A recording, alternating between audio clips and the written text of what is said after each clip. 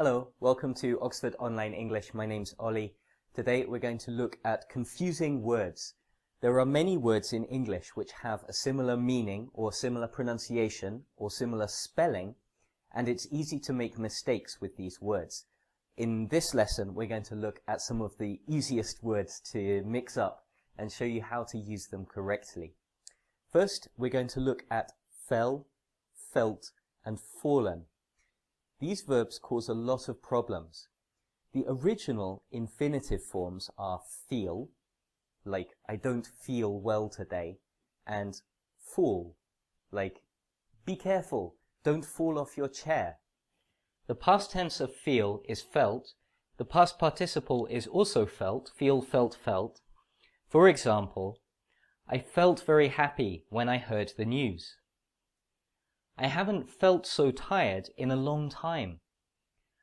What about fall?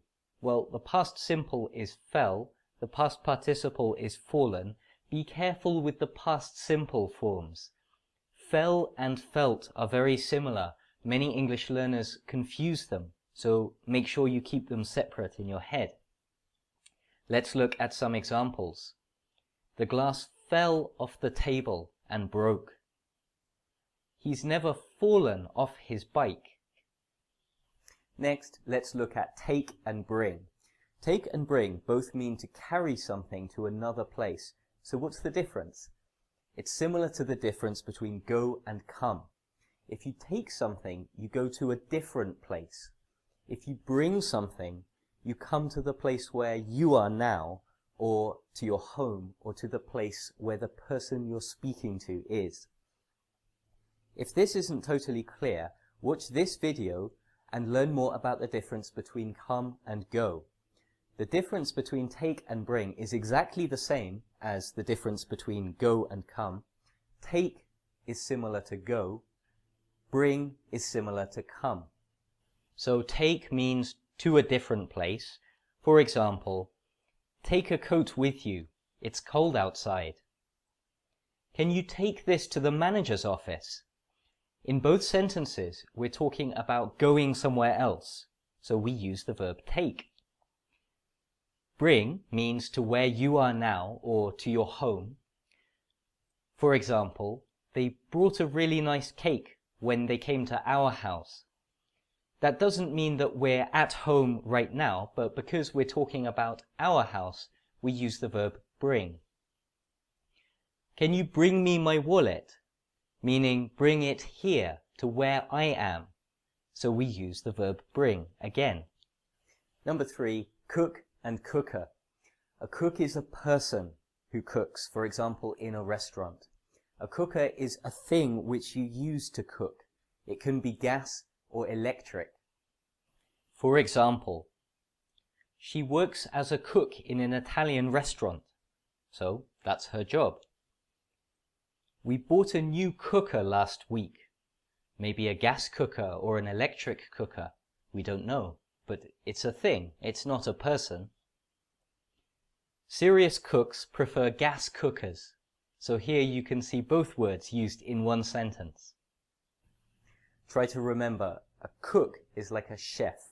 A cooker is like a stove. If you can remember that, hopefully that can help you to keep the words separate. Next, let's look at lose and loose. So lose is a verb. It's the opposite of find. For example, these are really important. Don't lose them. Or, we lost our tickets and had to buy new ones. Loose is an adjective. It's the opposite of tight. For example, loose clothes are much more comfortable in hot weather. Or, since I lost weight, these trousers are too loose. Again, here you can see both words used in one sentence. Our next words are work and job. These are both nouns. Work can be a verb as well, but we're going to look at the nouns. A job can have two common meanings. It can mean your profession, so how you make money. It can also mean something you have to do, like a task. Job is a countable noun, so you can have one job or several jobs. Let's look at some examples. It's hard to find a job in a small town, meaning it's hard to find a place to work and earn money. I have lots of little jobs to do around the house, so I have many specific tasks that I need to finish. She's had 3 different jobs since she graduated, so she's worked in 3 different places or for 3 different companies. As a noun, work can have 2 meanings. It can mean something general you have to do. So a job is more specific, work can be more general, and it's not countable.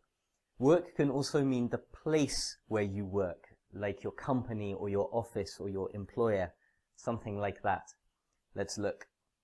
We have a lot of work to do today, so we have a lot of different things to do and we're going to be busy. Is your work far from your apartment? Here we're talking about the place where you work, your office or your company. Next, let's look at study and learn. The difference between study and learn is quite small, and often it's possible to use both verbs without any difference in meaning. But they aren't quite the same, and you can't always choose which verb you use. Study means to try to learn something. The focus is on the process, not on the result. For example, if you study English, it means you try to learn English, for example, by going to classes, reading books, studying with a teacher, and so on. Learn means you can do something which you couldn't do before. The focus is on the result, not on the process. For example, if you learn English, it means that before you couldn't speak English, and now you can. Let's look at 2 sentences. We studied English for 10 years at school, but we didn't learn anything. That means we spent time trying to learn English. We went to classes, we read books, we took exams, we did exercises, but in the end, there were no good results. Our second sentence, she learnt English when she was living in Canada. This means that now she can speak English, but we don't know how she learnt English. We don't know if she studied English by going to classes and studying with a teacher. All we know is that she learnt English, she has the result, she can speak English now. Finally, let's look at bored and boring. If you are bored, you feel bored. Perhaps you're reading a really bad book. If you are boring, you make other people feel bored. Let's look at some examples. He seemed bored when I was talking to him. So it seemed as if he was bored, like he wasn't interested in what I was saying. He seemed boring when I was talking to him.